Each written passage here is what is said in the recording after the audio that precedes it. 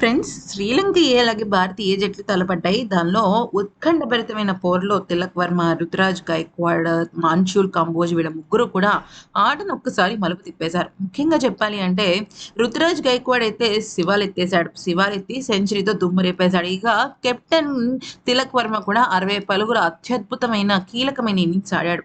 Match పూర్తయిన తర్వాత captain Tilak Varma ఏం మాట్లాడాడంటే రుతురాజ్ గైక్వాడ్ గురించి షాకింగ్ కామెంట్స్ అయితే చేశాడు. ముఖ్యంగా బీసీసీఐని దృష్టిలో పెట్టుకుని రుతురాజ్ గైక్వాడ్ ఇది ఆడాడు అంటూ ఓపెన్ సీక్రెట్ ని బయట పెట్టేశాడు. అయితే అసలు ఏమన్నాడు అంటే, ఈ రోజు మ్యాచ్ చాలా ఉత్కంఠభరితంగా సాగింది.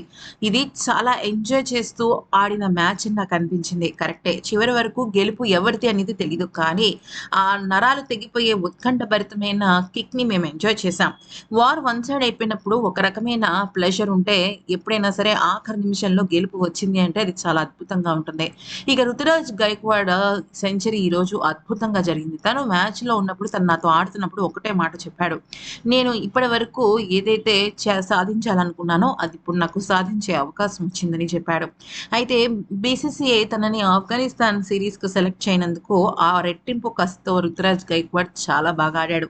ఇది నిజంగా రుతురాజ్ గైక్వాడ్ గెలుపని నాకు అనిపించింది. ఇక ఇక సూర్యకుమార్ యాదవ్ గైడెన్స్ కూడా మాకు కొంతవరకు ఉంది. వైభవ్ సూర్యవంశీ గురించి చెప్పాలి అంటే తను ఒక సూపర్ డూపర్ వండర్ కిడ్. అతను మా జట్టులో ఉండటం కూడా ప్రత్యర్థుల్ని చాలా ఎక్కువగా ప్రెషర్‌కి గురిచేసింది. అయితే శ్రీలంక జట్టు ఎక్కువగా సూర్యవంశీ మీద కాన్సంట్రేట్ చేయడం వల్లే వాళ్ళు తొందరగా ఔట్ చేయగలిగారు. అయితే ఇప్పుడు వైభవ్‌కి ప్రత్యర్థుల్ని దాటి వెళ్లాల్సిన అవసరం ఎంతైనా వచ్చింది. ఖచ్చితంగా నెక్స్ట్ మ్యాచెస్‌లో రాణిస్తాడని నేను గట్టిగా నమ్ముతున్నాను అంటూ పేర్కొన్నాడు.